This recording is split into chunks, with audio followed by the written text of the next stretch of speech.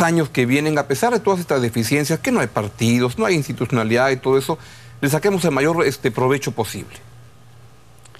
Bueno, lo que yo creo que deberíamos juntarnos a un grupo de personas para hacer lo que los políticos no hacen, colocar una agenda, abrir un debate, incentivar que haya un debate. Es decir, ¿a dónde estamos yendo? Es decir, además las informaciones son bastante contradictorias. ¿En qué sentido? Por ejemplo, ¿qué te genera esa sensación de contradicción? Por un lado, unos dicen que la economía anda maravillosamente bien, los otros te dicen hay déficit de la cuenta corriente y esto se va al infierno, el apocalipsis. Este es un país en que en un mes era un país triunfante, que se iba al primer mundo, y apenas hay un pequeño bache económico de caída de los precios, ya hay una situación de terror. Y mira la inseguridad pública que puede existir acá. Es decir, la incertidumbre que hay en el Perú es realmente una cuestión que llama tanto la atención. Permanentemente estamos en cambios de una intensidad que no se corresponde con la realidad. ¿A qué te refieres con eso? O sea, que percibimos cosas que no son las que están ocurriendo. La gente no tiene una brújula, no tiene un norte. Y entonces cualquier situación de cambio lo ve como si fuera un terremoto. Apenas hay un temblor, entonces o hay gente que se dedica a maximizar los efectos de ese temblor, o la gente está preparada para esperar lo peor. Entonces yo lo que creo es que alguien debería dedicarse a sentar las bases de un debate sobre algunas cuestiones mínimas que dé seguridad hacia dónde estamos yendo. ¿¿Eso requiere debates o requiere exigirle al gobierno resultados y que nos enseñen qué plan van a hacer de seguridad o qué plan? Eso significa hacer una plataforma en la que haya un conjunto de individuos o de grupos sociales que comiencen a hacer presión para que se lleve a cabo esto. El Ministerio de Ambiente se creó, uno por una presión internacional y otro por los conflictos internos. Correcto. Bueno, hay que crear situaciones de esa naturaleza como para que haya reformas. La política en estos días está como muy dominada por los temas de corrupción. Casi que no hay candidato político de relevancia que no esté con algún chicharrón en el cual tiene que explicarlo. ¿Qué te sugiere eso? Me sugiere que el Poder Judicial no funciona. No hay ejemplos certeros de que el Poder Judicial castigue la corrupción. ¿Fujimori no es un buen ejemplo? Sí, pero eso ya pasó hace bastante tiempo. Y además se ha logrado poner en duda la conveniencia o la veracidad de esa sentencia.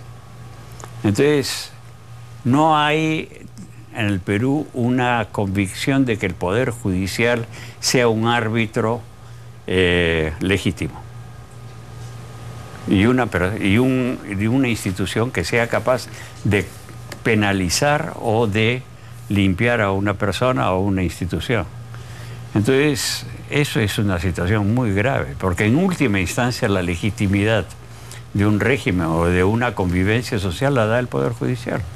¿Te preocupa que esta idea que se ha lanzado un diario que Fernando Rospigliosi la ha recogido, de que desde el gobierno de Humala se pudiera estar haciendo reglaje, espionaje a gente incómoda para el gobierno?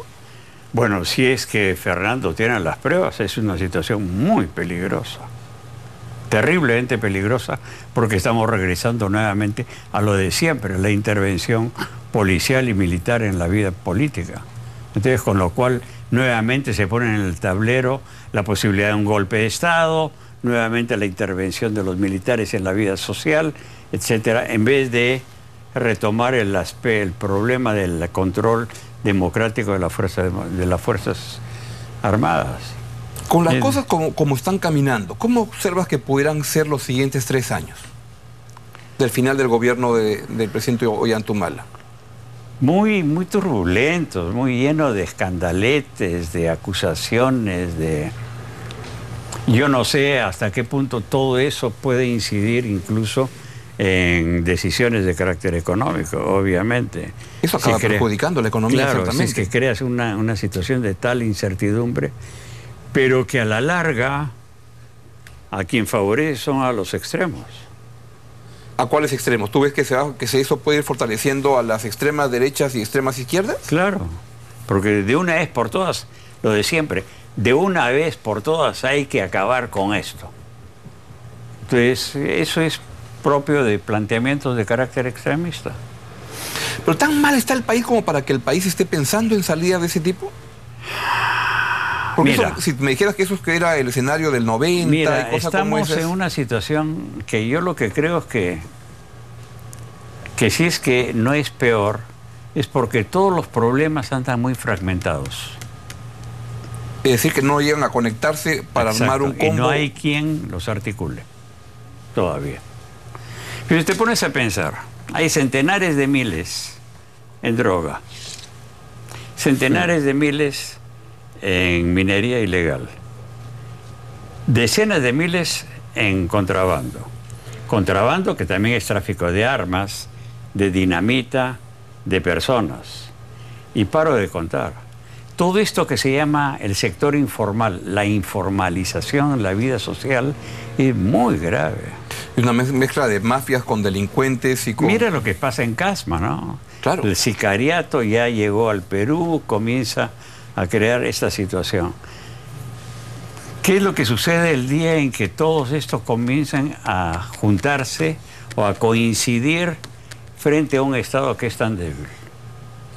Y te añado otro elemento que a mí me perturba mucho, porque veo con mucha frecuencia que estos escenas de justicia popular se repiten por todos lados, pero ya en lugares, en capitales de provincias importantes, y donde eso ocurre, bueno, es pan de todos los días. Si te dice, si hay eso es porque la policía y la justicia no funciona.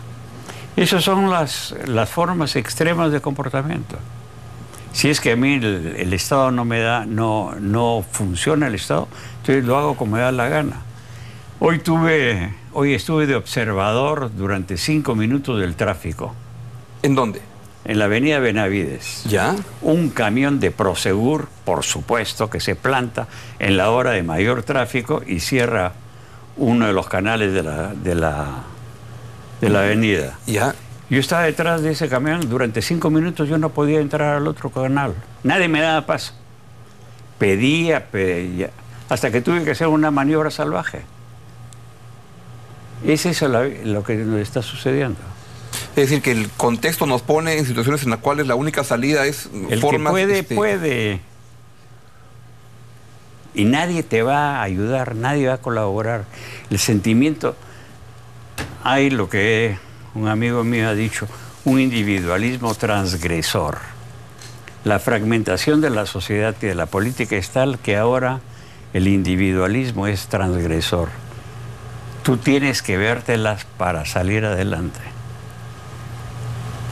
Y entonces, dadas esas condiciones, no puede haber cooperación, no puede haber colaboración, no puede haber una acción colectiva posible que dé canales de solución de problemas.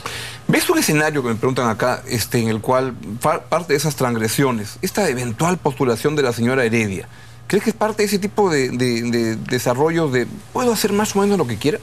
Sí, claro. Pero igualmente el juez que dictaminó que había que cerrar que había que abrir la parada. Igual. No hay normas.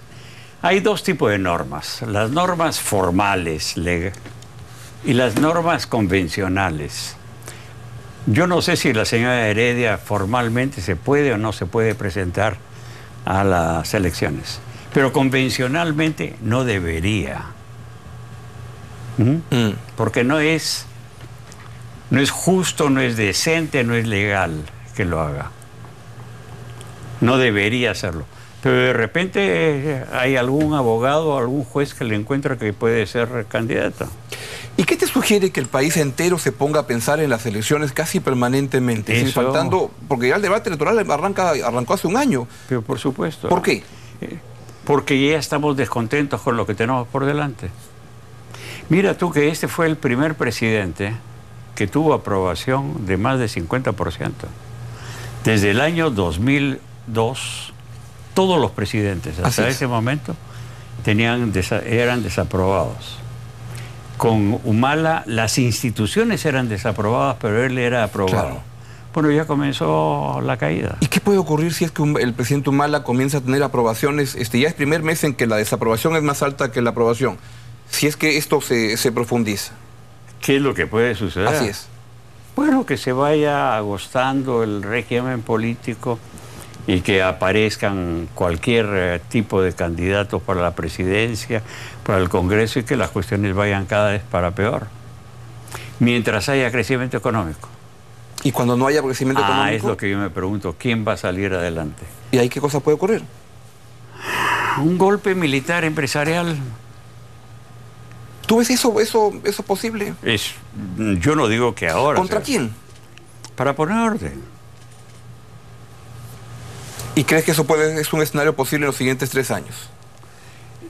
Es una posibilidad. Yo no creo que venga ahora sea, pero ¿qué otra posibilidad hay que haya una revolución chavista? Mira tú, yo me he quedado muy sorprendido. ¿Con qué?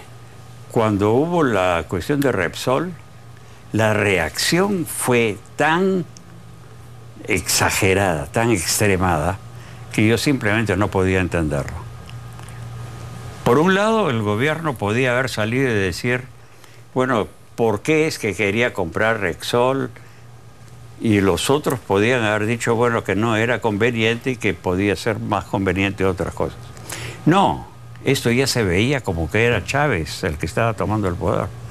Ya era el preámbulo de que el régimen comunista estaba acá. ¿Y es una situación porque hay desconfianza con respecto a Ollanta Humala? O porque se trata de imponer condiciones muy fuertes, ¿no? Yo lo que creo es que hay un sector del empresariado que puede estar nervioso. Pero siempre está nervioso un empresario con lo que puede ocurrir. Pero que eso lo lleve a los últimos 40 meses no ha estado tan nervioso.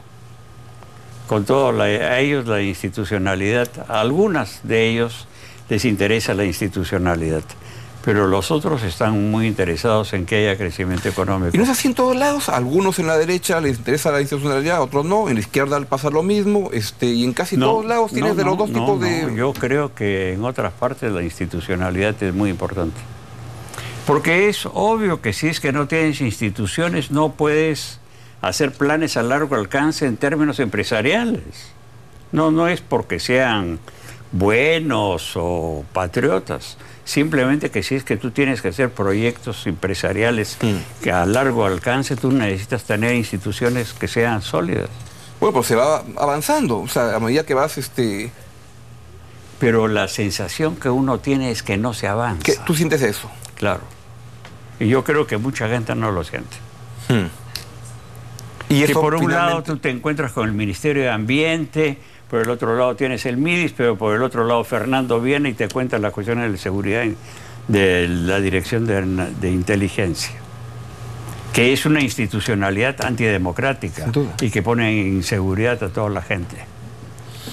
Bueno, entonces, por un lado tienes toda la parte económica muy segura, muy clara, pero por el otro lado, justicia, educación, salud, seguridad.